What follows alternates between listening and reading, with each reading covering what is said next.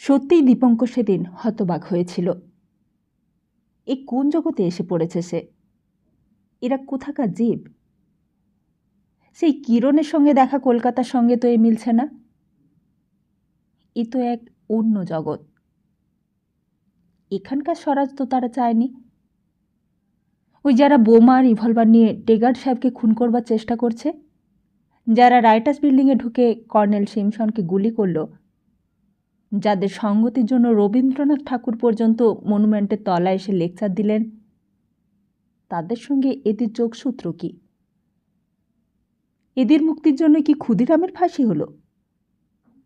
এদের জন্য ভেবে ভেবেই কি সিআর দাস জীবন দিলেন নাকি? এদেরই জন্যে গোপীনাথ সাহা, সূর্য সেন, ভগৎ সিং, যতীন দাস আত্মত্যাগ করলেন। হঠাৎ সেখানে দাঁড়িয়ে দাঁড়িয়ে দীপঙ্করের মনে হলো, এখনই কিরণের সঙ্গে দেখা হলে যেন ভালো হতো। কিরণকে বুঝিয়ে দিত, তুই যাদের জন্য এত কষ্ট করছিস কিরণ, তারা অনন্তরাও ভাবে স্বরাজে ওদেরই সুবিধে হবে। ওরাই মাথা চড়ে বসবে তখন, দেখিস।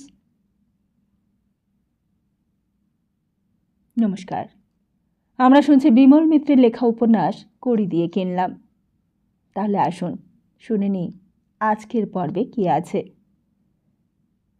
আর শ্রোতা বন্ধুদের জন্য আমার অনুরোধ রইল, ভালো লাগলে অবশ্যই চ্যানেলটিকে সাবস্ক্রাইব করে পাশে থাকুন। কমেন্ট করে জানাতে ভুলবেন না গল্পটি কেমন লাগছে। আর হ্যাঁ, ভুল ত্রুটি নিজ গুণে ক্ষমা করবেন। তাহলে চলুন শুরু করি আজকের পর্ব।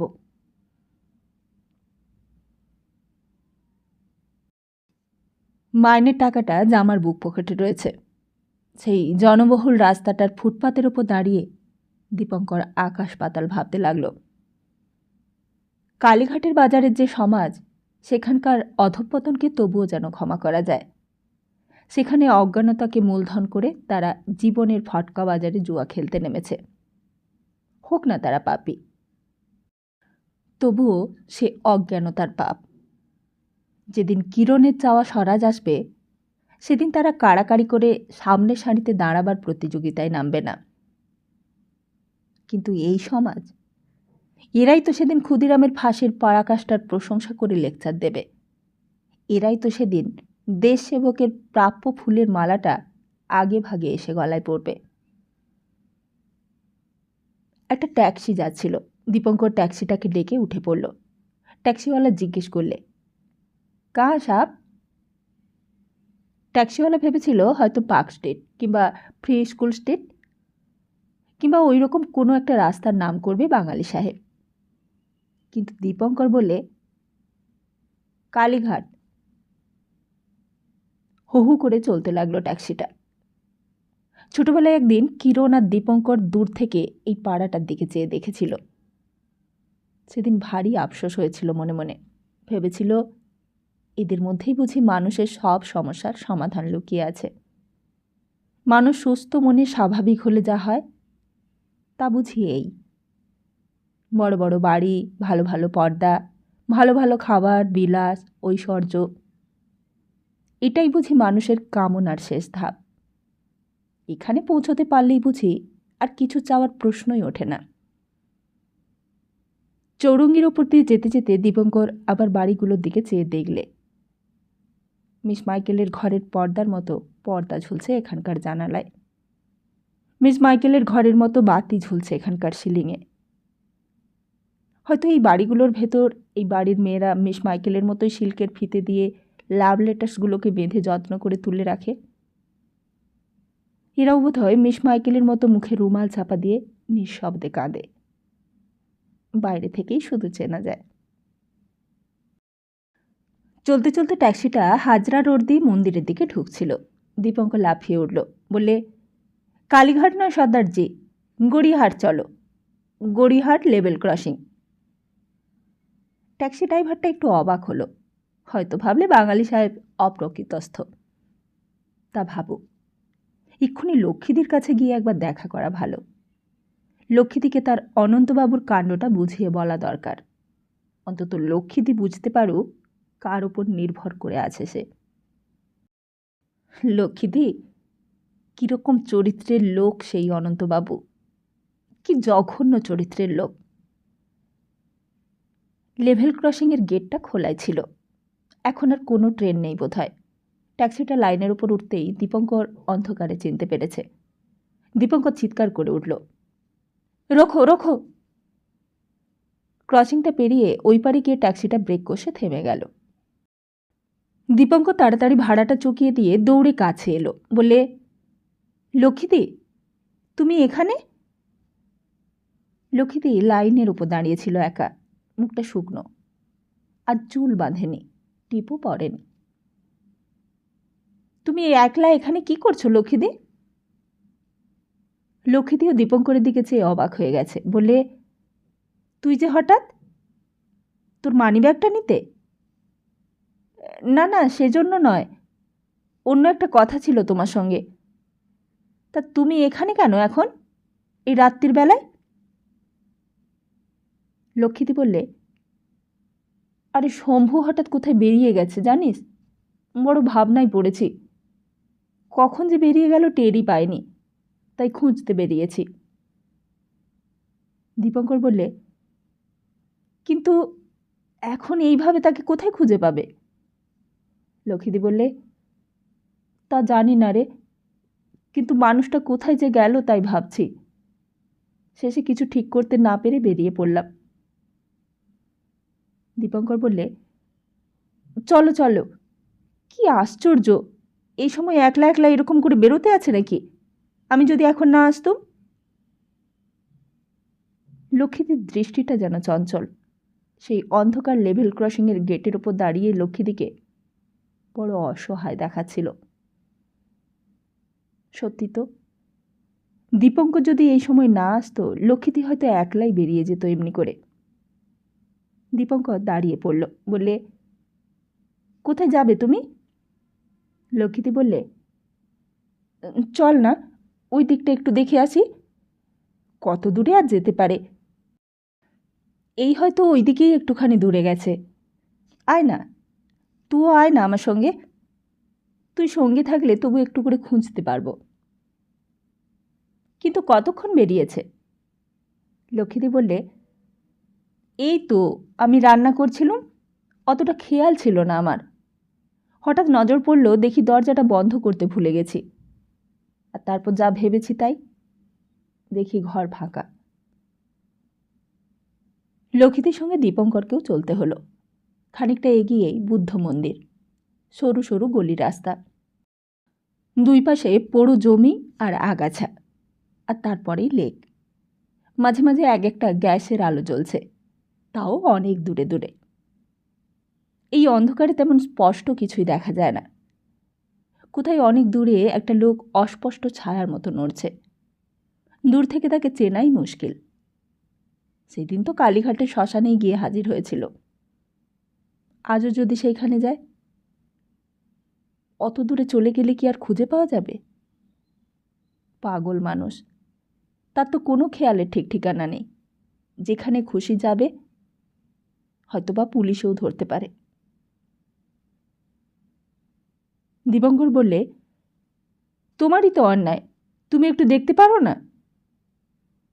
লক্ষ্মীদি কিছুই বললে না, শুধু আগে আগে চলতে লাগলো, একটা অনির্দিষ্ট ছায়াকে অনুসরণ করে। দীপঙ্করও পেছন পেছন চলছিল। সারা দিন আপিসের কাজ নিয়ে কেটেছে। তারপর মিস মাইকেলের সঙ্গে তার বাড়িতে গিয়েছিল। সেখান থেকে সোজা বাড়িতে যাওয়াটাই তার কথা। তাহলে কেন হঠাৎ এইখানে চলে এলো দীপঙ্কর? কি দরকার ছিল তার এইখানে আসার? ওই যে, ওই বোধহয় শম্ভু। লক্ষ্মীদি তাড়াতাড়ি একলাই এগিয়ে গেল। সমস্ত লেকটাই জনহীন।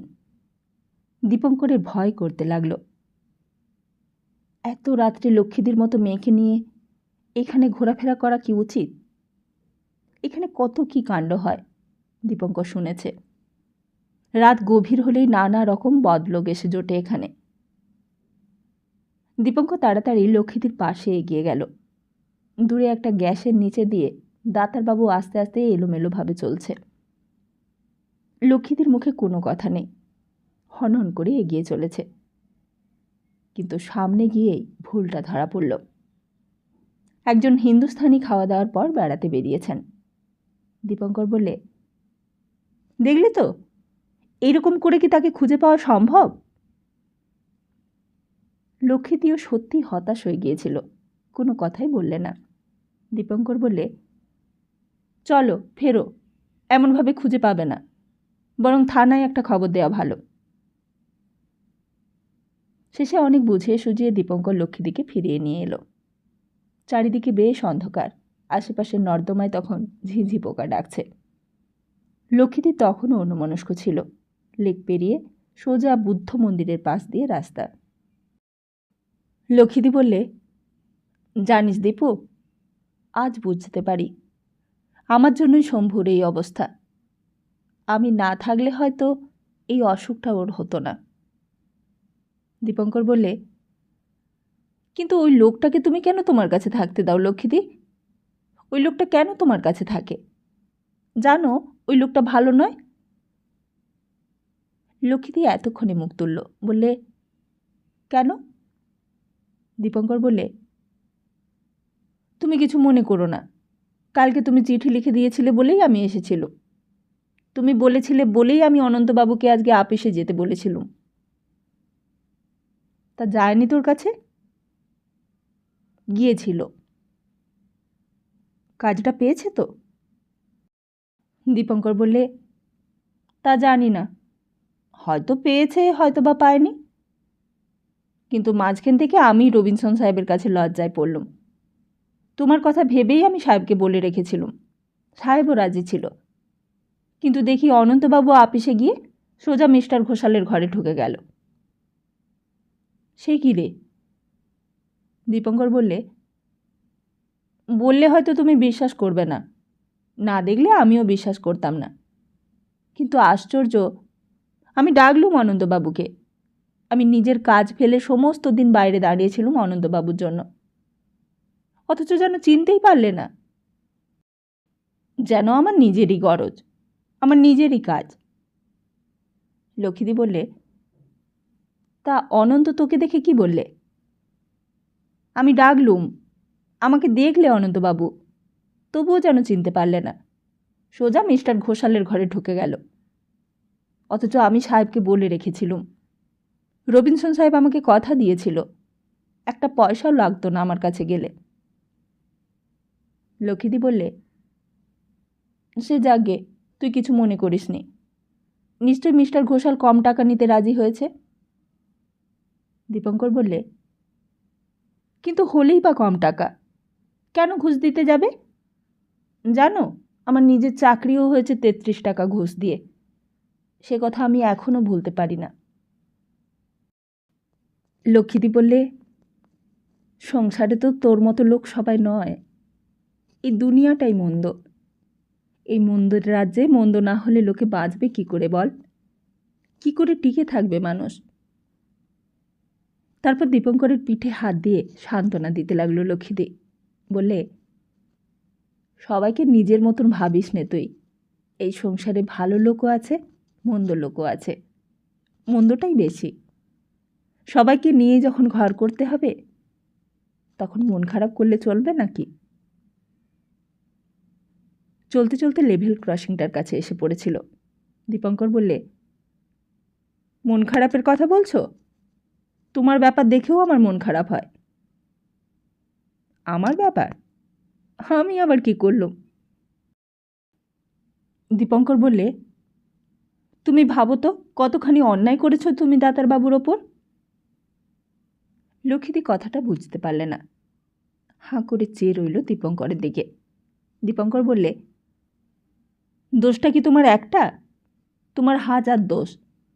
তুমি সতীকে কষ্ট দিয়েছ, তুমি তোমার বাবাকে কষ্ট দিয়েছ, তুমি দাতারবাবুকেও কষ্ট দিচ্ছ। লক্ষ্মীদি হাসতে লাগলো। দীপঙ্কর বললে, হেসো না, হাসতে তোমার লজ্জা হওয়া উচিত। যখন ছোট ছিলাম তখন বুঝতে পারতুম না, তখন ভাবতুম সবাই বুঝি তোমাকেই কষ্ট দেয়, সবাই বুঝি তোমার উপরেই অত্যাচার করেছে, পীড়ন করেছে। সেদিন তোমার কষ্টের জন্যই আমার কষ্ট হয়েছে, সকলের কাছে তোমার কষ্টের কথা বলেছি। এখন দেখছি আমারই ভুল। কেন? ভুল কেন? ভুল নয়। ওই লোকটা তোমার কে? ওর জন্যই তো দাতারবাবুর মাথাটা খারাপ হয়ে গেছে। ওর সঙ্গে তোমার এত কিসের সম্পর্ক? কেন ওর টাকা নিয়ে তুমি সংসার চালাও? লক্ষ্মীদি আবার হাসল, বললে, এই জন্য তোর এত রাগ? আমার কেন রাগ হতে যাবে লক্ষ্মীদি? আমার রাগ হয় না, আমার দুঃখ হয় তোমার জন্য। তুমি তোমার বাবার টাকা, সুখ, আরাম সব ত্যাগ করে এই জন্য এলে, এই অনন্তবাবুর সঙ্গে এক ঘরে থাকবার জন্য? জানো অনন্তবাবু কি জঘন্য চরিত্রের লোক? লক্ষ্মীদি বললে, তুই সত্যিই রেগে গেছিস দীপু, চুপ কর তুই। দীপঙ্কর বললে, চুপ করব না, তোমাকে আমি সব কথা বলে তবে যাব। আর এই কথাগুলোই বলতে এসেছি এত রাত্রে, নইলে আমি তো বাড়িই যাচ্ছিলাম। হঠাৎই কথাগুলো তোমাকে বলতে এলাম। ভাবলাম তুমি হয়তো জানো না, তোমাকে সাবধান করে দেওয়া দরকার। লক্ষ্মীদি বললে, বল, তুই কি বলবি? দীপঙ্কর বললে, জানো অনন্তবাবু মদ খায়? লক্ষ্মীদি হেসে উঠল শব্দ করে, বললে, খায় তো খায়, তাতে কি? দীপঙ্কর স্তম্ভিত হয়ে গেল লক্ষ্মীদির কথা শুনে। দীপঙ্কর ভেবেছিল কথাটা বলে লক্ষ্মীদিকে চমকে দেবে, অথচ লক্ষ্মীদি এত সহজভাবে নিল কথাটা। লক্ষ্মীদি বললে, মদ তো খাবার জিনিস, খাবে না? তুমি কি বলছো? লক্ষ্মীদি বললে, তোর বয়স বাড়লে কি হবে দীপু? তুই দেখছি এখনও সেই ছেলে মানুষটিই আছিস। তুই আমাকে হাসালি। অনন্ত যে মদ খায় তা তুই জানতিস না? মদ তো শম্ভুও খায়। আর তাছাড়া মদ খেলেই লোক খারাপ হয়ে গেল একেবারে। দীপঙ্করের মুখ দিয়ে কোনো কথাই বেরোল না। লক্ষ্মীদের মুখের দিকে শুধু খানিকক্ষণ হাঁ করে চেয়ে রইল। লক্ষ্মীদি বলছে কি? সেই লক্ষ্মীদি এখন কোথায় নেমে এসেছে? এত অধঃপতন হয়েছে লক্ষ্মীদির। লক্ষ্মীদি বললে, অনন্ত মদ খায় এই কথাটা বলতে তুই এত রাত্রে কষ্ট করে আমার কাছে এলি কেন? তুই বুঝি নিজে মদ খাস না? দীপঙ্কর বললে, আমি মদ খাবো কেন? খেলে কি হয়েছে? তোর এখনও এইসব গোড়ামি রয়েছে? তুই কি এখনও মানুষ হলি না দীপু? আর কবে হবি? এই বলে লক্ষ্মী দিয়ে সেই রাস্তার ওপরেই বেদম হাসতে লাগলো। দীপঙ্কর চুপ করে রইল। কোনো কথা বলবার মতো প্রবৃত্তিও তার হলো না। লেভেল ক্রসিংটার ওপর এসে লক্ষ্মীদি বললে, অনেক রাত হলো দীপু, এবার তুই বাড়ি যা, তোর মা হয়তো ভাবছে। দীপঙ্কর বললে, মা তো ভাবছেই, কিন্তু দাদারবাবু যদি আজ রাত্রে আর না ফেরে? লক্ষ্মীদি বললে, আগেও কয়েকদিন শম্ভু বেরিয়ে গেছে, কিন্তু আবার ফিরে এসেছে, ফিরে আসবে খন, তুই যা। দীপঙ্কর বললে, চলো তোমাকে বাড়ি পৌঁছে দিয়ে আসি। আমি নিজেই বাড়ি ফিরে যেতে পারবো, ভয় নেই। দীপঙ্কর বললে, ভয় তোমার জন্য নয় লক্ষ্মীদি, ভয় আমার নিজের জন্য। কেন? দীপঙ্কর বললে, আজ অনন্তবাবুকে এমন জায়গায় দেখলুম, আর এমনভাবে দেখলুম, সে কথা বললে তুমিও অনন্তবাবুকে বাড়ি থেকে দূর করে দেবে। জানো, এরপর আর কোনো ভদ্রলোকের বাড়িতে ঢুকতে দেওয়া উচিত নয় অনন্তবাবুকে। লক্ষ্মীদি জিজ্ঞেস করলে, কোথায়? দীপঙ্কর বললে, সে এক জঘন্য জায়গা। অ্যাংলো ইন্ডিয়ান পাড়ায় মিস্টার ঘোষালের সঙ্গে দেখলাম দুটো মেয়ে রয়েছে আবার। আমি ওদের দেখে লুকিয়ে পড়লাম। অনন্ত কি করতে গিয়েছিল সেখানে? তা কি করে জানবো? তবে সেখানে যে জন্য সবাই যায় সেই জন্যই গিয়েছিল। ছি, ব্যাপারটা দেখবার পর থেকে আমার ঘেন্না হয়ে গেল অনন্তবাবুর ওপর, আর তাই বলতেই তোমার কাছে এসেছিলাম। লক্ষ্মীদি চুপ করে রইল। দীপঙ্কর বলতে লাগলো, সেজন্যই তো তোমাকে বলতে এলাম, তোমার টাকার দরকার থাকলে তুমি আমাকে বলবে, আমি তোমাকে মাসে মাসে সংসার খরচে সব টাকা দেব। কিন্তু অনন্তবাবুকে তুমি বাড়ি থেকে দূর করে দাও, ওসব লোককে বাড়িতে ঢুকতে দেওয়া উচিত নয়। লক্ষ্মীদি এবারেও কোনো জবাব দিলে না। দীপঙ্কর আবার বলতে লাগলো, তুমি হয়তো ভাবছ আমি অনন্তবাবুর বিরুদ্ধে এত বলছি কেন, তাতে আমার কি স্বার্থ? কিন্তু আমার স্বার্থ তোমার আর দাতার বাবুর জন্য। লক্ষ্মীদি বললে, কিন্তু আমাকে তো সংসারটা চালাতে হবে। তোমার সংসারটা আমি চালাবো। দূর, শুধু তো সংসার চালানো নয় রে, শম্ভুর চিকিৎসা আছে, শম্ভুকে ডাক্তার দেখানোর খরচও তো আছে। দীপঙ্কর বললে, কত টাকা তোমার দরকার বলো? তুমি বলো তোমার কত টাকা দরকার মাসে মাসে?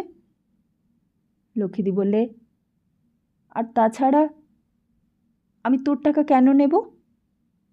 তোর মাই বা কী ভাববে? দীপঙ্কর বললে, আপিসের মাইনেটা আমি মাকে দেবক্ষণ, আর তার বাইরে সকাল সন্ধে না হয় আমি টিউশনি করব তোমার জন্য। লক্ষ্মীদি বললে, সে হয় না রে। কেন হয় না?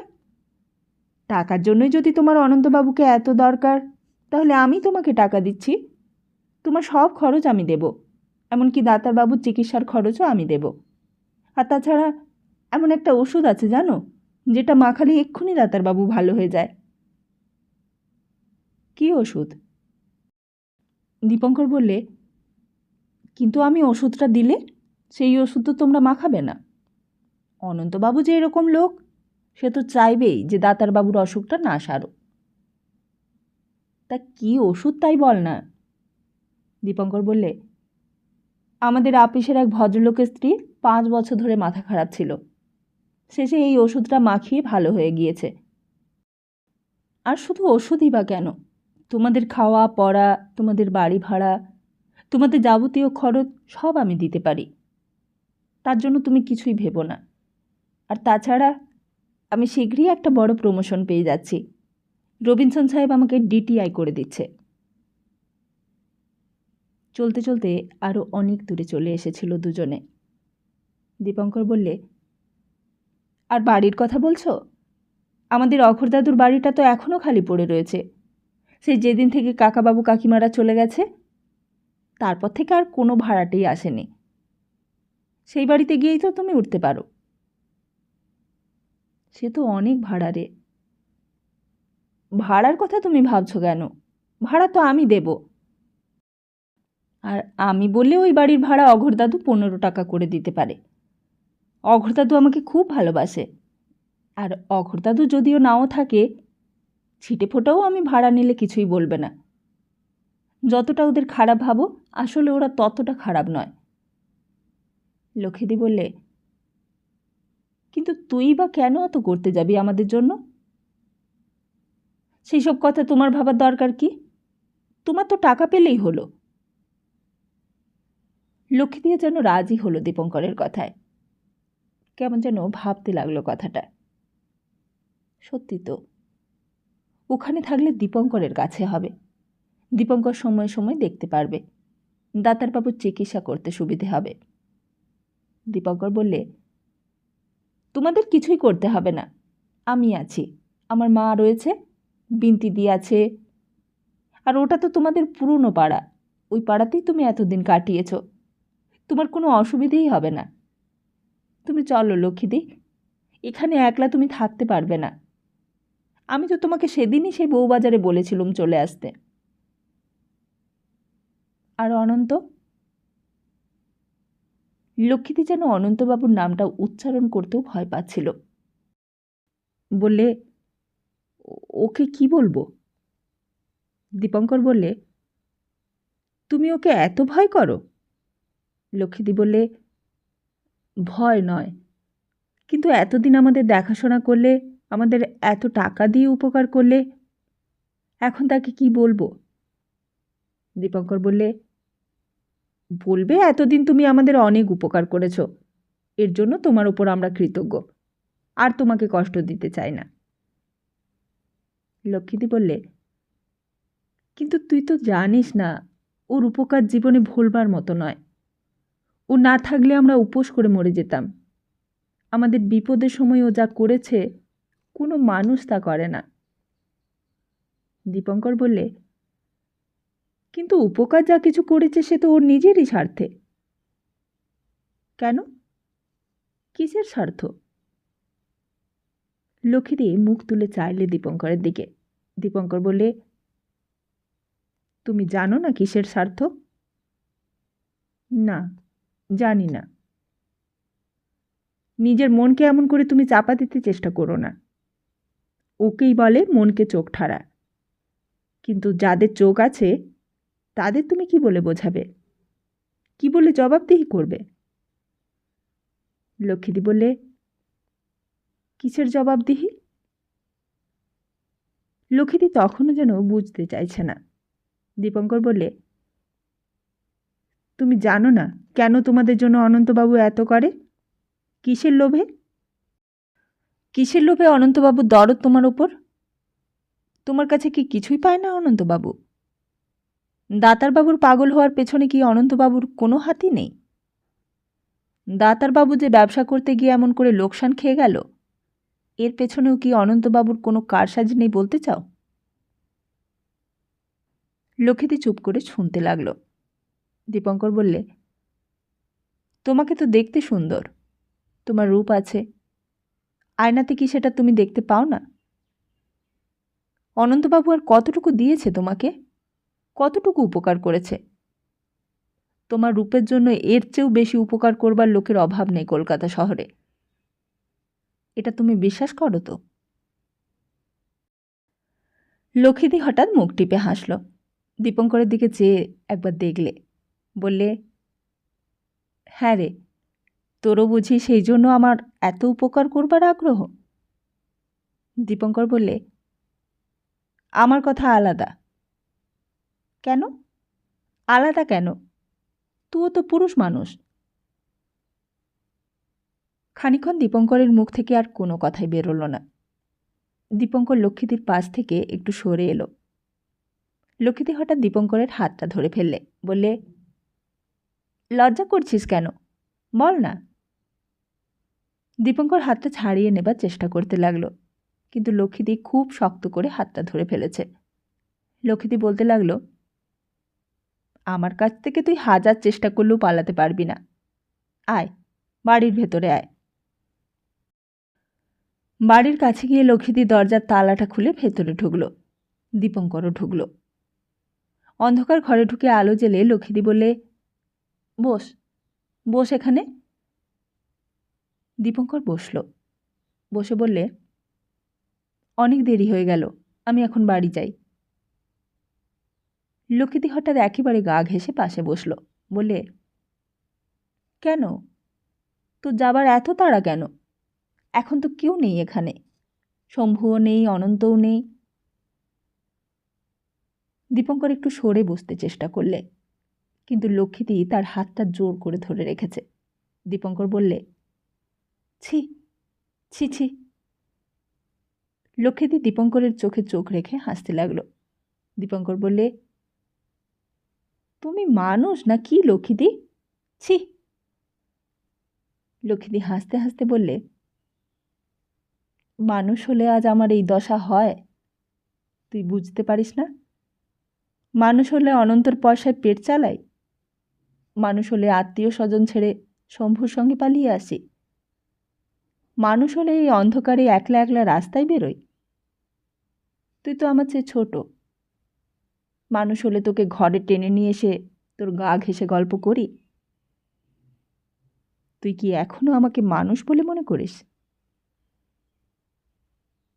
কথাগুলো বলে লক্ষ্মীদি হেসে গড়িয়ে পড়ল। দীপঙ্কর এক দৃষ্টে লক্ষ্মীদির দিকে চেয়ে দেখতে লাগল। সেই লক্ষ্মীদি আজ কোথায় নেমেছে? এ কোথায় এসে দাঁড়িয়েছে? দীপঙ্কর বললে, তুমি দেখছি জ্ঞান পাপি লক্ষ্মীদি। লক্ষ্মীদি বললে, আমি আজ জ্ঞান বুঝি না, পাপও বুঝি না। বেঁচে থাকবার জন্য কি করা উচিত শুধু সেইটাই বুঝি। দীপঙ্কর বললে, কিন্তু এইরকম করলে আর কদিন বাঁচবে? তুমিও যে পাগল হয়ে যাবে দাতারবাবুর মতো। পাগল হয়ে গেলে তো বেঁচে যাই, সুখ দুঃখ কোনো জ্ঞানই থাকে না। শম্ভু তো তাই বেঁচে আছে, কিন্তু আমার অন্য ভয় করে। কিসের ভয়? লক্ষ্মীদি বললে, এক এক সময় ওই রেল লাইনটার কাছে গিয়ে দাঁড়াই, যখন ট্রেনগুলো আসে, যখন পায়ের তলার মাটি থরথর করে কাঁপতে থাকে, মনে হয় ঝাঁপিয়ে পড়ি সামনে, মনে হয় সব আপদ চুকে যাক। দীপঙ্কর বললে, দেখছি তোমারও মাথা খারাপ হতে আর বাকি নেই। লক্ষ্মীদি বললে, লেভেল ক্রসিংয়ের যে গেটম্যানটা আছে, সেও মাঝে মাঝে আমাকে ওখানে একলা দাঁড়িয়ে থাকতে দেখে অবাক হয়ে যায়। কে? ভূষণ? নামটা জানি না, সে লোকটা অনেকদিন আমাকে দেখেছে। কিভাবে কে জানে? তোর মতো হয়তো সেও ভাবে আমার মাথা খারাপ হয়ে গেছে। দীপঙ্কর বললে, তাহলে এক কাজ করো লক্ষ্মীদি, তোমার বাবার ঠিকানাটা আমায় দাও, আমি চিঠি লিখে জানিয়ে দেব তাকে। নিজের বাবার কাছে ক্ষমা চাইতে লজ্জা নেই। লক্ষ্মীদি গম্ভীর হয়ে গেল, বললে, না। দীপঙ্কর বললে, তুমি ঠিকানাটা দাও আর না দাও, আমি তোমার বাবাকে চিঠি লিখবই। লক্ষ্মীদি বললে, আমি সব ছাড়তে পারি দীপু, কিন্তু আমার অহংকার আমি ছাড়তে পারি না। অহংকার ছাড়লে আমি কি নিয়ে বাঁচব বল? অহংকার সম্বল করেই যে বাড়ির বাইরে বেরিয়েছি আমি। যেদিন সেটাও থাকবে না, সেদিন কিছুই যে আর নিজের বলে থাকবে না রে আমার। কিন্তু এত কিসের অহংকার তোমার শুনি? রূপের? লক্ষ্মীদি বললে, অহংকারের কি আর নাম আছে রে? অহংকারের কি কোনো উপলক্ষ আছে? অহংকার যার আছে তার কাছে আর সব কিছু তুচ্ছ। কিন্তু জীবনের চেয়ে কি অহংকারটাই তোমার কাছে বড় হলো লক্ষ্মীদি? লক্ষ্মীদি বললে, যারা বেঁচে আছে তারাই জীবনকে আঁকড়ে ধরে, কিন্তু আমি তো বেঁচে নেই, আমি তো আর বাঁচতে চাই না।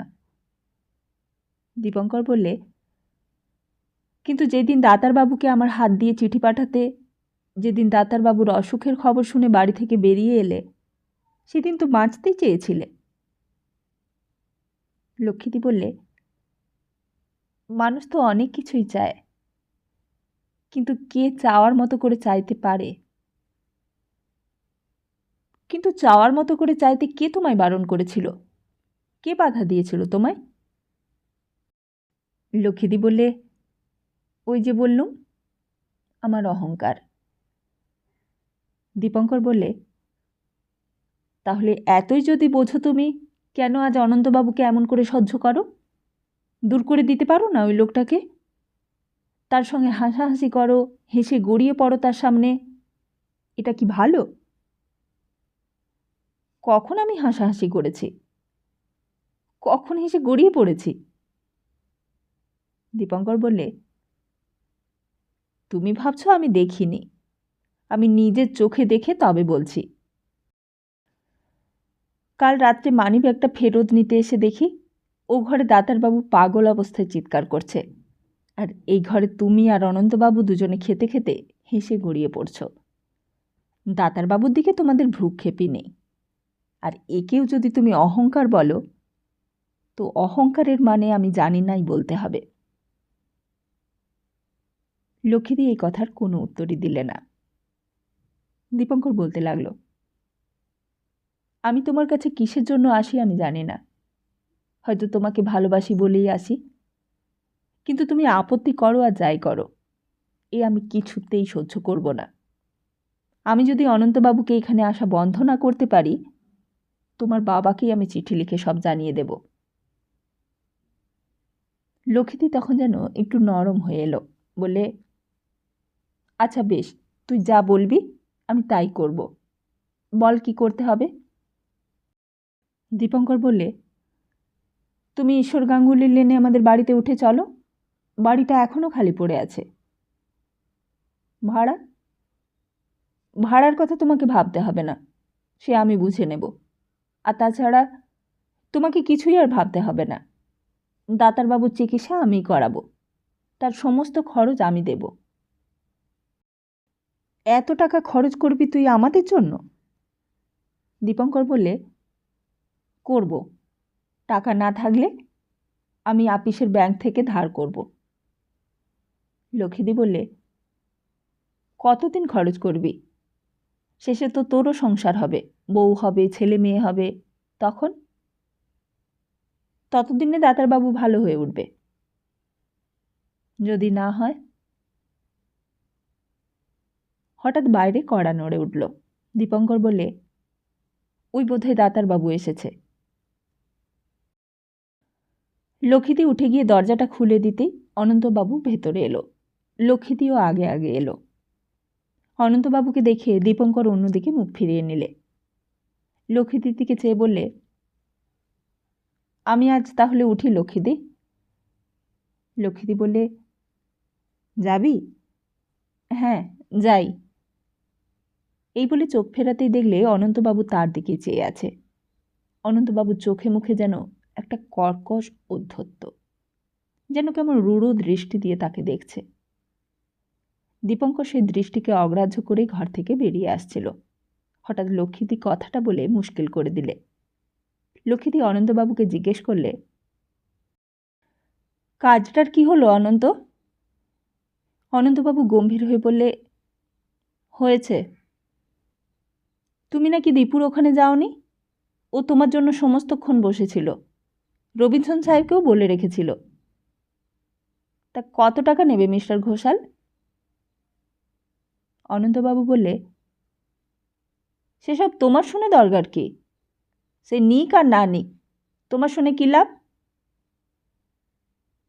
দীপঙ্করের কানে কথাটার খোঁচা এসে লাগলো বড় তীক্ষ্ণ হয়ে, যেন কথাটার লক্ষ্য লক্ষ্মীদি নয়, দীপঙ্কর। দীপঙ্কর ফিরে দাঁড়িয়ে বললে, কিন্তু আপনিই বলেছিলেন আমার সঙ্গে দেখা করবেন, তাই আমি রবিনসন সাহেবকে বলেও রেখেছিলাম। অনন্তবাবু এই কথার উত্তর না দিয়ে লক্ষ্মীদিকে বললে, এই কতক্ষণ এসেছে? লক্ষ্মীদি বললে, অনেকক্ষণ। শম্ভু হঠাৎ বেরিয়ে গেছে, তাকে খুঁজতে বেরিয়েছিলাম। দীপু তখন এখানে আসছিল, পথে দেখা হয়ে গেল। অনন্তবাবু বললে, তা এতক্ষণ কি সব সে কথাই হচ্ছিল? লক্ষ্মীদি হাসতে হাসতে বললে, দীপুর সঙ্গে আমার যেসব কথা বরাবর হয় সেসব কথাই হচ্ছিল। কেন? তুমি অত রাগ করছো কেন? অনন্তবাবু যেন ধমকে উঠল লক্ষ্মীদিকে, বললে, ওর সঙ্গে তোমার এত কিসের কথা? এতক্ষণে দীপঙ্কর সামনে এগিয়ে এলো।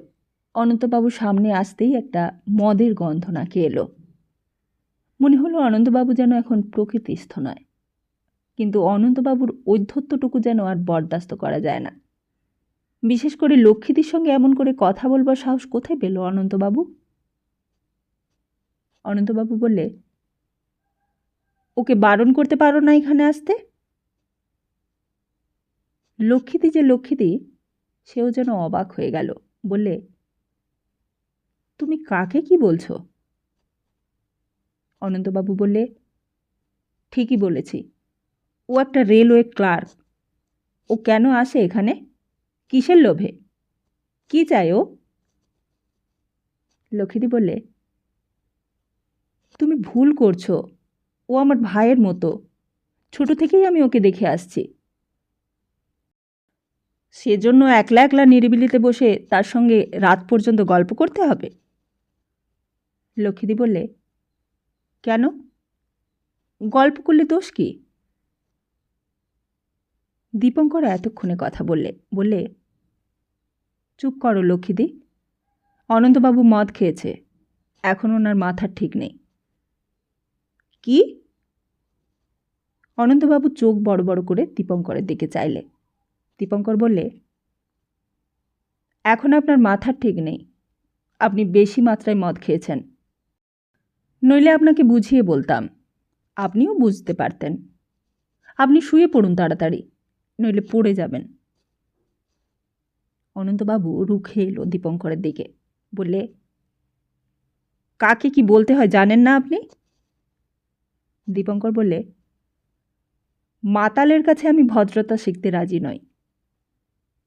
অনন্তবাবু বললে, করেন তো একটা ক্লার্কের চাকরি। মিস্টার ঘোষাল আমাকে সব বলেছে। তার এত আবার তেজ কেন?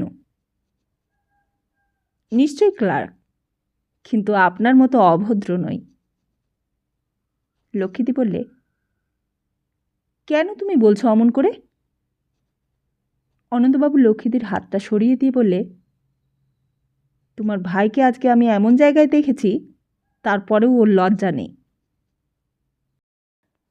লক্ষ্মীদি বললে, কি বলছো তুমি অনন্ত? কাকে দেখেছ? কোথায়? আর ওর কাছেই বা তুমি গেলে না কেন আজ? অনন্তবাবু বললে, কেন যাব? ঘুষ দিয়ে যখন কাজ আদায় করব, জুতো মেরে কাজ নেব। অত খোসামদের ধার ধারবো কেন? দীপঙ্কর বললে, আমি তো আপনাকে খোসামত করতে বলিনি। বিনা ঘুষে কাজ নেওয়া মানেই তো খোসামত। কেন খোসামত করব? মিস্টার ঘোষালকে ঘুষ দেব, সে আমার পা চাটবে, পোষা কুকুরের মতো আমার পা চাটবে। এই বলে নিজের একটা পা উঁচু করে বাড়িয়ে দিলে দীপঙ্করের দিকে। তাতে পেটও ভরবে, মানও বাজবে। দীপঙ্কর বললে, তা সেটা আপনি আগে বুঝলে সাহেবের কাছে আমার মুখটা নষ্ট হতো না। অনন্তবাবু মুখ বেঁকিয়ে বললে, আপনার কি সোনায় বাঁধানো মুখ যে ক্ষয়ে গেলে লোকসান হবে? করেন তো একটা ক্লার্কের চাকরি। দীপঙ্করের সমস্ত শরীরটা যেন রি রি করে উঠল, তবু অনেক কষ্টে সামলে নিলে। বলে, লক্ষ্মীদি, তুমি ওনাকে একটু থামতে বলো, নইলে সহ্যের সীমা পেরিয়ে যাচ্ছেন। লক্ষ্মীদি দীপঙ্করের সামনে এসে তার হাত দুটো ধরলে, বললে, তুই এখন যা দীপু, ওর কথায় কান দিসনি। অনন্তবাবু বললে, বেশি কথা বললে অপমান করে বসবো তখন, চলে যেতে বলো। লক্ষ্মীদি ঠেলতে ঠেলতে দীপঙ্করকে একেবারে গলির ভেতর নিয়ে এলো। ওদের দরজার সামনে এসে দরজাটা খুলে দিয়ে লক্ষ্মীদি বললে, তুই আজ বড্ড রেগে গেছিস দীপু, আজ তুই যা। আমার রাগটাই তুমি দেখলে? লক্ষ্মীদি বললে, ও তো ওই রকমই, ওর কথা ছেড়ে দে। দীপঙ্কর বললে, আমার জন্য তো নয়, কিন্তু এই লোকের সঙ্গে তুমি তো ঘর করেছ, এই লোকের সঙ্গেই তো তোমার খাওয়া পড়া সম্পর্ক, এই লোককে সন্তুষ্ট করেই তো তোমাকে চলতে হচ্ছে, তাই তোমার কথা ভেবে আমার কষ্ট হচ্ছে। লক্ষ্মীদি বললে, আমার কথা ছেড়ে দে, আমি তো আর বেঁচে নেই, সেজন্য আমার ওসব গায়ে লাগে না।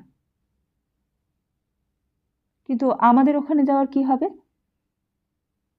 আমি তো বলেছি যাব। তাহলে আমি বাড়ি ভাড়াটা নিয়ে নিই, শেষকালে আবার তুমি আপত্তি করবে না তো? না। হঠাৎ অনন্তবাবুর গলা শোনা গেল পেছনে। বললে, তা ফিস ফিস করে কি প্রেমালাপ হচ্ছে দুজনের? বলতে বলতে একেবারে কাছে এসে গেল অনন্তবাবু। লক্ষ্মীদি বললে, তুমি আবার এলে কেন? অনন্তবাবু হঠাৎ লক্ষ্মীদিকে জড়িয়ে ধরে মুখের কাছে মুখটা এনে বললে, ওর সঙ্গে অন্ধকারে দাঁড়িয়ে তুমি প্রেমালাপ করবে, আর আমি বুঝি? কথাটা আর শেষ হলো না। লোকটা স্পর্ধা দেখে দীপঙ্করের মাথায় যেন খুন চেপে গেল। বলে, স্কাউন্ডেল। এই বলে অনন্তবাবুর মুখটা লক্ষ্য করে প্রচণ্ড একটা ঘুষি মারল। ঘুষিটা অনন্তবাবুর মুখের ওপর গিয়ে যেন ফেটে চৌচির হয়ে গেল, আর সঙ্গে সঙ্গে টলে পড়ে গেল মাটিতে, আর ছটফট করতে লাগলো যন্ত্রণায়। মুহূর্তের মধ্যে কি যে ঘটে গেল দীপঙ্করের খেয়াল ছিল না। লক্ষ্মীদিও প্রথমটাই বুঝতে পারেনি। তারপর অনন্তবাবুর ওই অবস্থা দেখে মাটিতে বসে পড়ে অনন্তবাবুর মুখের কাছে মুখ নামিয়ে ডাকতে লাগলো, অনন্ত, অনন্ত। অনন্তবাবু তখন যন্ত্রণায় ছটফট করছে। তখন তার সাড়া দেবার মতো ক্ষমতাটুকুও বোধ হয় আর নেই। লক্ষ্মীদি হঠাৎই উঠে দাঁড়ালো, বললে, তুই অনন্তকে মারলি? দীপঙ্কর লক্ষ্মীদির হঠাৎ এই প্রশ্নে চমকে উঠল, বললে, তুমি কি বলছো লক্ষ্মীদি? ও একটা স্কাউন্ডেল। ওকে মেরে ফেলিনি, এটাই ওর ভাগ্য। যে তোমার সঙ্গে এইরকম ব্যবহার করতে পারে তাকে তুমি স্কাউন্ডেল ছাড়া আর কি বলবে? থাম তুই। লক্ষ্মীদি একেবারে গর্জন করে উঠেছে। লক্ষ্মীদির চেহারা দেখে দীপঙ্কর ভয় পেয়ে গেল।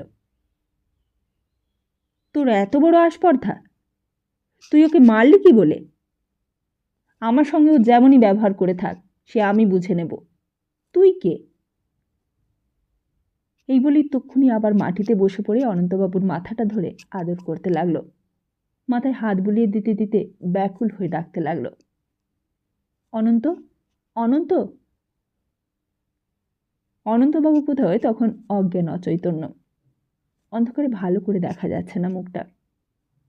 লক্ষ্মীদি বারবার ডাকতে লাগলো, অনন্ত, অনন্ত। তারপর সাড়া না পেয়ে আবার উঠে দাঁড়ালো লক্ষ্মীদি, বললে, বল, কেন মারলি তুই ওকে? তুই ওকে মারবার কে? আমাকে যদি অপমান করে থাকে সে আমি বুঝব। তুই কেন মারিস? একটু থেমে আবার বললে, তোর বড্ড বার হয়েছে না? হেসে কথা বলি বলে তুই একেবারে মাথায় উঠে বসবি? বেরো, বেরিয়ে যা এখান থেকে। তোকে আর আসতে হবে না আমার এখানে। বেরিয়ে যা, বেরো। লক্ষ্মীদি দীপঙ্করকে ঠেলে একেবারে দরজার বাইরে বার করে দিলে। তারপর দড়াম করে সদর দরজাটায় খিল লাগিয়ে দিয়েছে। দীপঙ্কর সেই দরজার বাইরের অন্ধকারের মধ্যে খানিকক্ষণ স্তম্ভিত হয়ে দাঁড়িয়ে রইল শুধু। তারপর আস্তে আস্তে অন্ধকার রাস্তা দিয়ে চলতে আরম্ভ করল। দীপঙ্করের মনে হলো, এতদিনের সব বিশ্বাস, এতদিনের সব আকর্ষণের মূল ধরে যেন লক্ষ্মীদি টান দিলে, যেন সব সম্পর্কের সূত্র নিশ্চিহ্ন করে দীপঙ্করকে একেবারে নিরাশ্রয় করে রাস্তায় ছেড়ে দিলে। রাত্রের শেষ নির্জন ট্রামটা ঈশ্বর গাঙ্গুলি লেনের মোড়টা পেরিয়ে গেল। তখনও দীপঙ্কর সেই কথাটাই ভাবছে। তারপর হাজরা রোডের মোড়ে আসতেই চলন্ত ট্রাম থেকে নেমে পড়ল। এই তো কাছেই প্রিয়নাথ মল্লিক রোড, সতীর শ্বশুর বাড়ি। সতীর কাছে তার বাবার ঠিকানাটা নিশ্চয়ই পাওয়া যাবে। হাঁটতে হাঁটতে প্রিয়নাথ মল্লিক রোডের ভেতরে ঢুকে একেবারে সতীদের বাড়ির সামনে এসে দাঁড়িয়ে পড়ল দীপঙ্কর। বিরাট তেতলা বাড়ি, সামনের গেটে দারোয়ান পাহারা দিচ্ছে। দীপঙ্কর বাড়িটার গেটের দিকে একটু এগিয়ে গেল। এর মধ্যেই নিশ্চয় সতী ঘুমোয়নি এত সকাল সকাল। ঘরে ঘরে আলো জ্বলছে, নিশ্চয়ই এখনো জেগে রয়েছে। নিশ্চয়ই জেগে আছে। সতী যদি তাকে চিনতে না পারে। অনেকদিন পর এসেছে দীপঙ্কর। অনেক বড় ঘরে বিয়ে হয়েছে। বাড়ির সামনে লোহার রেলিং দেওয়া গেট, ইট বাঁধানো রাস্তা ভেতরে। বাড়ির সামনে দাঁড়ালে সোজা ভেতরের গ্যারেজটা নজরে পড়ে। গেটের দুই মাথার উপর ইলেকট্রিকের ডুম বাতি জ্বলছে। দীপঙ্কর অনেকক্ষণ সেইখানে ইধার উধার পায়চারি করতে লাগল। ঠিক এই সময় বাড়ি ঢোকবার মুখে যদি সতী তাকে দেখতে পায় তাহলে ভালো হয়। তাহলে আর ডাকতে হয় না। একটা চিঠি বা একটা স্লিপে দীপঙ্করের নাম লিখে ভেতরে পাঠালেও চলে। কিন্তু স্লিপটা যদি সতী না দেখে, দেখেও যদি দেখা না করে, যদি উত্তর না দেয়, যদি বলে এখন সময় নেই, দারোয়ান হয়তো ফিরে এসে বলবে, এখন মোলাকাত হবে না। দীপঙ্করের মনে হলো সে বড়ই মর্মান্তিক। কেউ চিনতে না পারলে মনে বড় কষ্ট হয়। কিন্তু লক্ষ্মীদির বাবার ঠিকানাটাও যে তার দরকার। লক্ষ্মীদির ব্যাপারটা তাকে আর না জানালে যে চলবে না। তাকে জানালেই তো সব সমস্যার সমাধান হয়ে যায়। লক্ষ্মীদি কোথা থেকে যে কোথায় নেমেছে, অনন্তবাবুর পাল্লায় পড়ে যে কত নিচে নেমে এসেছে, শেষকালে কোথায় কত গভীরে যে নামবে তাও বলা যায় না। লক্ষ্মীদের সেই আগেকার রূপ, সেই আগেকার চাল চলন, কথা বলা সমস্তটাই যেন বদলে গেছে। লক্ষ্মীদের কথা ভাবতে বড় দুঃখ হয়েছে দীপঙ্করের। ট্রামে বসে সমস্তক্ষণ কেবল লক্ষ্মীদের কথাই ভেবেছে। লক্ষ্মীদিকে উদ্ধার করার আর কি উপায় খোলা আছে? ফাঁকা ট্রামের মধ্যে কেবল দীপঙ্করই একলা একলা কথাগুলো ভেবেছে শুধু। দীপঙ্করকে লক্ষ্মীদি তাড়িয়ে দিয়েছে বলে নয়, লক্ষ্মীদির অধঃপতনের জন্যই দীপঙ্করের মনে বেশি আঘাত লেগেছে। এমন করে চোখের সামনে লক্ষ্মীদি নষ্ট হয়ে যাবে? হয়তো তারপর যখন একদিন সমস্ত জলুস চলে যাবে লক্ষ্মীদির, তখন ওই অনন্তবাবুকে নিয়ে পথে দাঁড়াতে হবে, তখন আর কেউই সাহায্য করবার থাকবে না। তখন হয়তো ওই গড়িয়াহাট লেভেল ক্রসিংয়ের ওপর ট্রেনের চাকার তলায় আত্মহত্যা করতে হবে লক্ষ্মীদিকে। এখানে কাকে চাই আপনার? দীপঙ্কর হঠাৎ সামনে চেয়ে দেখলে এক ভদ্রলোক সামনে রোয়াকের ওপর দাঁড়িয়ে আছেন, তার দিকে চেয়ে। কাকে খুঁজছেন? দীপঙ্কর বললে, খুঁজতে এসেছিলাম এই পাশের বাড়িতে। ঘোষেদের বাড়ি? হ্যাঁ, সনাতন ঘোষ। তারপর একটু থেমে বললে, কিন্তু এত রাত্রিরে কি ওরা জেগে আছেন? ভদ্রলোক বললেন, জেগে নিশ্চয়ই আছেন, আলো তো জ্বলছে ভেতরে। ডাকুন, ওই যে সামনে দারোয়ান বসে আছে, ওকে বলুন, ও ডেকে দেবে। দীপঙ্কর বললে, এতক্ষণ সেই কথাই ভাবছি, এখন কি আর ডাকাটা ঠিক হবে? সে বরং কালকেই দেখা করা ভালো। দীপঙ্কর আস্তে আস্তে গলি থেকে বেরিয়ে রাস্তায় এলো।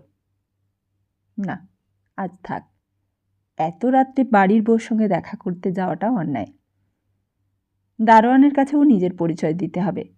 দারোয়ান হয়তো সনাতন বাবুর কাছে নিয়ে যাবে। সনাতন বাবুর কাছে গিয়েও নিজের পরিচয় দিতে হবে। সনাতন বাবু কীরকম লোক কে জানে। তার স্ত্রীর সঙ্গে এত রাত্রে কিসের দরকারে দেখা করতে এসেছে সেটাও বলতে হবে। আর তারপর নানান জেরার পরেও যে সতীর সঙ্গে দেখা করার অনুমতি মিলবে তারও কোনো ঠিক নেই। যদি তিনি জিজ্ঞেস করেন দীপঙ্কর কে, তার স্ত্রীর সঙ্গে কোন সূত্রে পরিচয়, তখন তখন কি জবাব দেবে সে?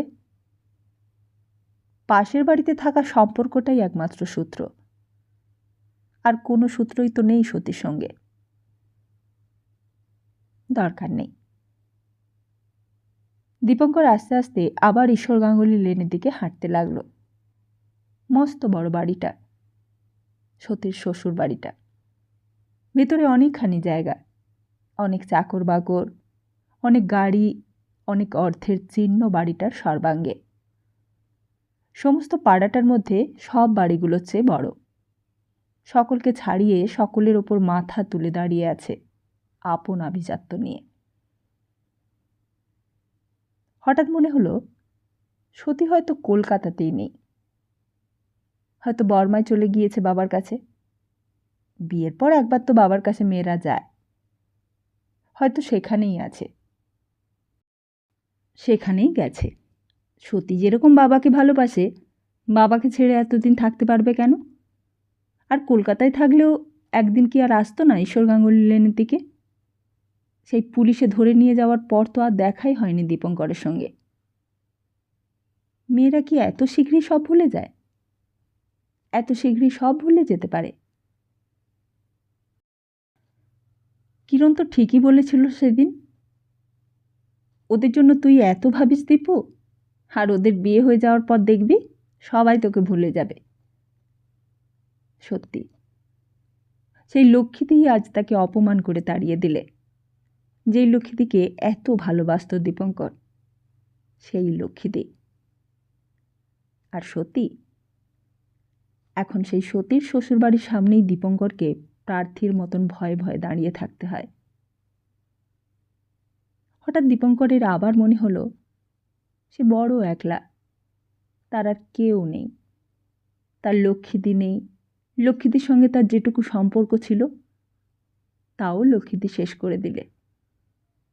সতীও নেই, কিরণও নেই, সকলে সবাই আছে, তারই শুধু কেউ নেই। এই শহরে, এই কালীঘাটে সমস্ত লোকের সব কিছু আছে, দীপঙ্করই শুধু নিঃসঙ্গ, দীপঙ্করই শুধু একলা। দীপঙ্করেরই যেন কোনো কাজ নেই সংসারে। আজ এর কাছে, কাল ওর দরজার সামনে গিয়ে দাঁড়াতে হয়। ছিটেরও একটা নিজস্ব পৃথিবী আছে, ফোঁটারও আছে তার নিজস্ব জগৎ। সেইখানকার জগতে ছিটে ফোঁটা সম্রাট হয়ে আছে, দেবতা হয়ে আছে, তারাও সুখী। গাঙ্গুলিবাবুর স্ত্রীও ভালো হয়ে গেছে, সেও সুখী। মেম সাহেবও তার ছবির অ্যালবাম আর পেনপত্র নিয়ে নিজস্ব জগতে বাস করছে। কিরণ, কিরণের কি আর কাজের অভাব আছে? কোথায় পৃথিবীর কোন কোণে নিজের কাজ করে চলেছে সে। শুধু দীপঙ্করই আজ পথে পথে নিঃসঙ্গ হয়ে ঘুরছে। কালীঘাটের বাজারের দিকটা দিয়ে না গিয়ে দীপঙ্কর সোজা পথ ধরল। গলি দিয়ে ঢুকে সোজা ঈশ্বর গাঙ্গুলি লেনে পড়া যাবে। অন্ধকার গলিগুলো সব সরু, দুই পাশে ঘেঁষাঘেঁষি বাড়িগুলোর ভেতর গাদাগাদি হয়ে বাস করছে কত পরিবার। কোনো কোনো জানালায় তখনও আলো জ্বলছে, কোনো কোনো বাড়ি তখনও অন্ধকার। ঘুমিয়ে পড়েছে ভেতরের মানুষরা। সকলেরই কাজ আছে, সকলের ঘুম আছে। শুধু দীপঙ্করই যেন এই সংসারে প্রহর গুনতে এসেছে।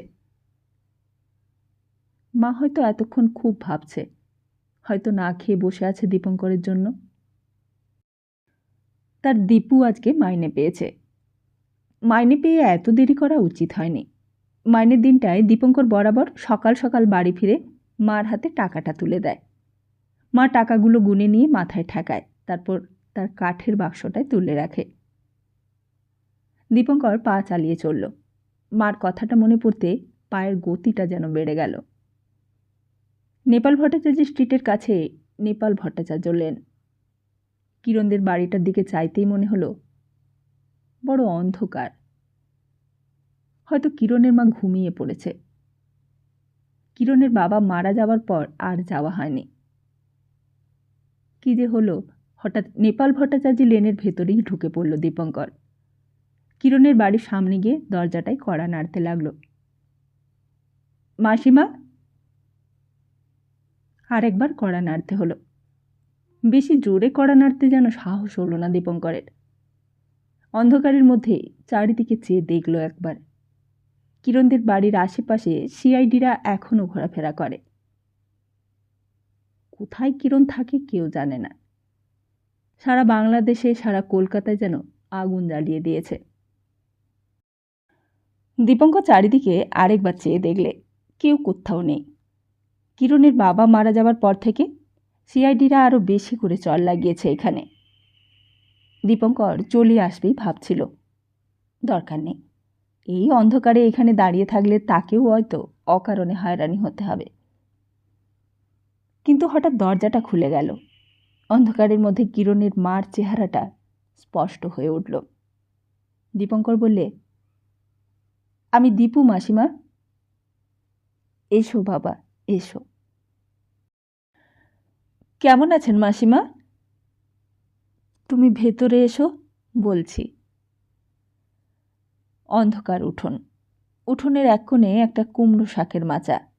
দাওয়ার ওপর যেখানটায় কিরণের বাবা বুকে বালিশ নিয়ে বসে থাকতো, সেখানটা গিয়েই যেন দীপঙ্করের বুকটা ছ্যাঁত করে উঠল। মনে হলো কিরণের বাবা নেই বটে, কিন্তু সমস্ত বাড়িটার মধ্যে যেন তার অশরীরী ছায়া ঘুরে বেড়াচ্ছে। যেন মুক্তি পেয়েছে এই কথাটা বলতে এসেছে, কিন্তু মুখ ফুটে বলতে পারছে না।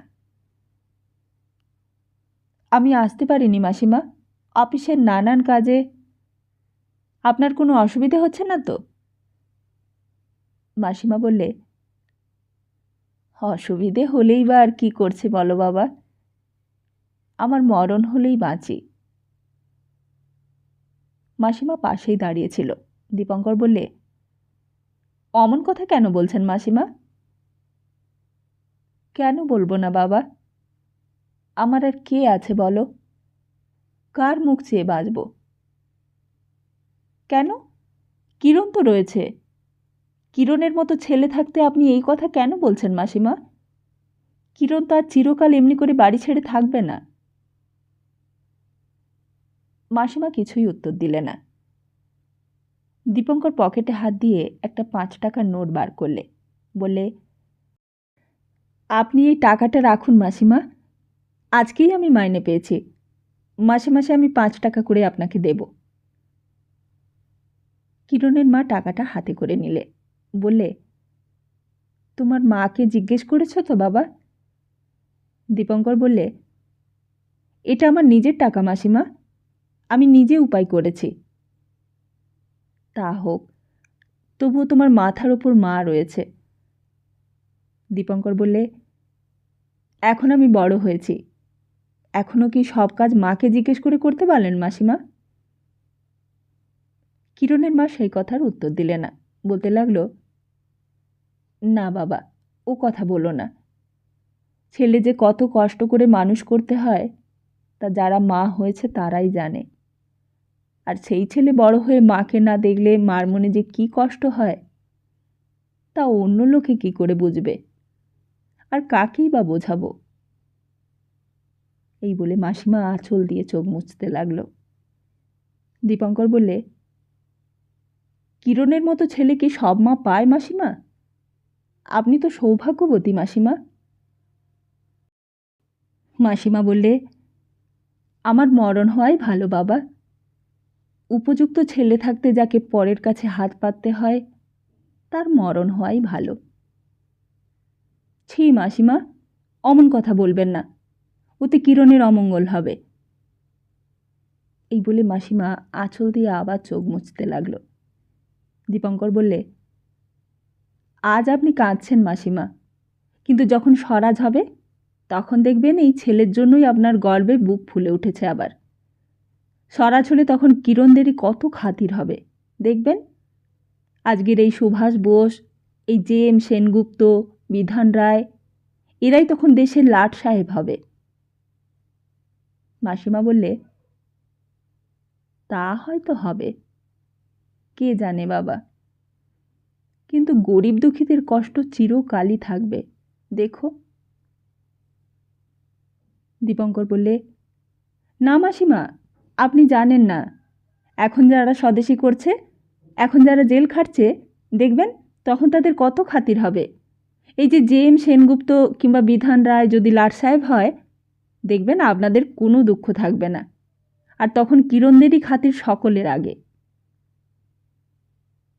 মাসিমা সেই কালের মানুষ, কি বুঝলো কে জানে, হয়তো বিশ্বাস করলো কিংবা হয়তো বিশ্বাস করলে না, তা বিশ্বাস না হওয়ারই কথা। কে বা বিশ্বাস করতো তখন? বিপিন পাল, যিনি স্বরাজ কথাটা প্রথম প্রচলন করলেন, তিনি কি বিশ্বাস করতে পেরেছিলেন পুরোপুরি? আর কুমিল্লা জেলার বড় স্কুলের হেডমাস্টার শাহরকুমার বসু, তার স্কুলের 2টি ছেলে একদিন লিফলেট বিলি করেছিল। হেডমাস্টার তাদের নাম ধাম ডিস্ট্রিক্ট ম্যাজিস্ট্রেটের কাছে জানিয়ে দিলেন। তারপর একদিন তিনি রাস্তায় বেড়াতে বেরিয়েছেন, এমন সময় কে তাকে পিস্তলের গুলিতে মেরে ফেললে। আর সেই ময়মনসিংহের ডিএসপি যতীন্দ্রমোহন ঘোষ বাইরের ঘরে বসে নিজের ছোট ছেলেকে আদর করছেন। এমন সময় কোথা থেকে 5টা ছেলে ঘরে ঢুকে পড়ল, আর ঢুকে পড়েই তার বুকের ওপর গুলি, গুলির পর গুলি। আর তারপর রংপুরের পুলিশের ডিআইজি রায় সাহেব নন্দকুমার বসু, স্বদেশী ছেলেদের ধরতে তার ভারী উৎসাহ। হঠাৎই একদিন 4টে ছেলে তার বাড়িতে ঢুকে পড়ে তাকে গুলি ছুঁড়ে মারল। আর শুধু কি তাই, একটার পর একটা। Sub inspector Madhusudan Bhattacharya medical কলেজের সামনে দিয়ে চলেছে, রাস্তায় অনেক ভিড়। হঠাৎ গুলির আওয়াজ, মধুসূদন ভট্টাচার্য রাস্তার উপরে ঢলে পড়ল। আর এর সূত্রপাত কি আজকে? সেই একদিন বড়লাটের লেজিসলেটিভ কাউন্সিল স্যার হার্বার্ট রিজনি বক্তৃতা দিলেন,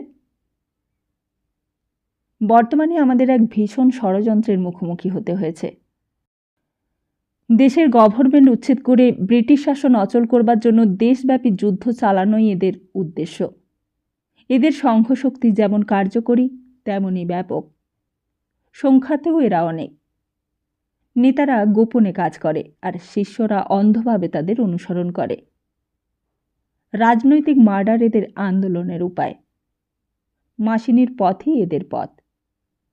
এরা 2 বার সার ফ্রেজারের ট্রেন উড়িয়ে দেবার চেষ্টা করেছে।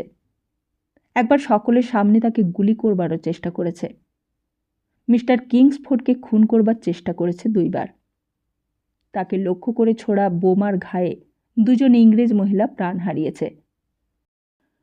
ইন্সপেক্টর নন্দলাল ব্যানার্জি, আলিপুরের public prosecutor Ashutosh Biswas, sir William Curzon Wyllie, mister জ্যান, আর এই সেদিন ডেপুটি সুপারিনটেন্ডেন্ট শামসুল আলম, এই কয়জনকে বেপরোয়াভাবে খুন করা হয়েছে। 3 জন ইনফরমারের মধ্যে 2 জনকে গুলি করে মেরেছে, আর একজনকে ধরতে না পেরে তার ভাইকে, তার মাকে আর বোনের চোখের সামনে এরা খুন করেছে। ঢাকায় ম্যাজিস্ট্রেট অ্যালেনকেও এরা রেহাই দেয়নি। ভাইসরয়কে লক্ষ্য করে 2টো পিকরিক অ্যাসিড বোমা ছোঁড়া হয়েছিল, কিন্তু বোমা ফাটেনি বলে তিনি কোনো রকমের বেঁচে গেছেন। এসব ঘটনা কয়েকটা খবরের কাগজে প্রচারের ফল। বিদ্রোহের জমি তারাই তৈরি করে দিয়েছে। এসব কতদিনকার আগেকার সব ঘটনা। তখন কিরণের সঙ্গে দিনরাত মিশত। তখনকার দিনের সব কথা কিরণ বলতো, সব গল্পগুলো। আজ সেই কিরণের বাড়িতে কিরণের বিধবা মাকে দেখে সেই কথাগুলোই মনে পড়তে লাগলো।